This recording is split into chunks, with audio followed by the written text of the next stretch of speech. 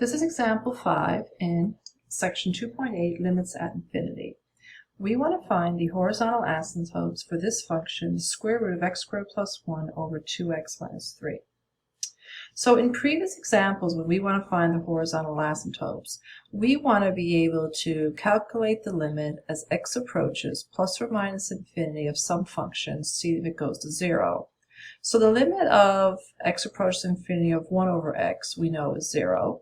And the limit as x approaches plus or minus infinity of 1 over x squared we also know goes to 0. So if we apply that concept to this question, we will get the limit as x approaches plus or minus infinity of the square root of x squared plus 1 all over 2x minus 3. We're going to break up this radical into two parts by making a product. So I'm going to factor out an x squared, which means I'm dividing each term by x squared. So I get 1 plus 1 over x squared. Then I'm going to separate them into two parts.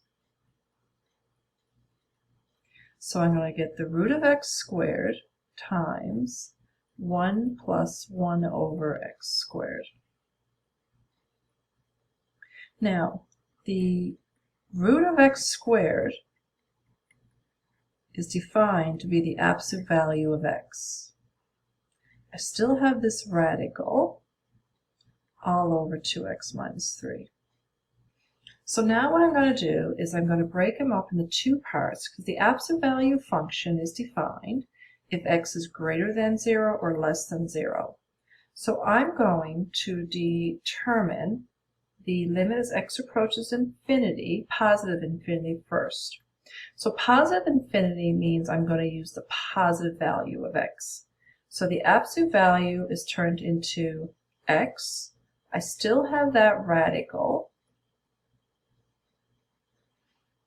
And then what I'm going to do is, because I created a product, I can now use my rule as x approaches infinity. I divide each term by the highest power in the denominator. So I'm going to take that x and divide it by x. I'm still left with 1 plus 1 over x squared. Then I'm going to take the 2x divided by x and the 3 divided by x.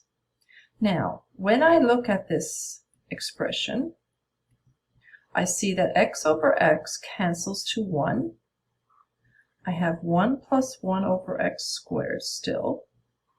2x over x reduces to 2, and I have 3 over x.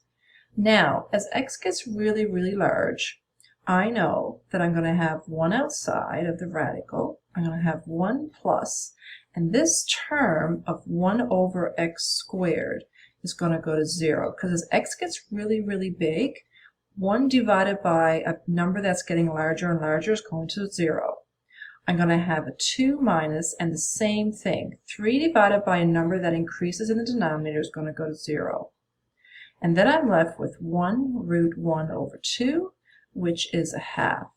Now that half is going to be my horizontal asymptote. But I still have to determine what happens when I approach negative infinity. So I don't have to do all the steps over again. I just have to make sure that I define that absolute value of x function. So as I approach negative infinity, I use the negative x function. So negative x root 1 plus 1 over x squared 2x minus 3. So the process is going to be the same. I'm going to divide by x in the numerator. Remember, this is a product, so that's all like one kind of term. I have 2x over x, 3 over x. So this is going to reduce to negative 1, 1 plus 1 over x squared as x gets really big is going to go to 0, 2 minus 0. So this time I'm left with negative 1 root 1 over 2, which is negative a half.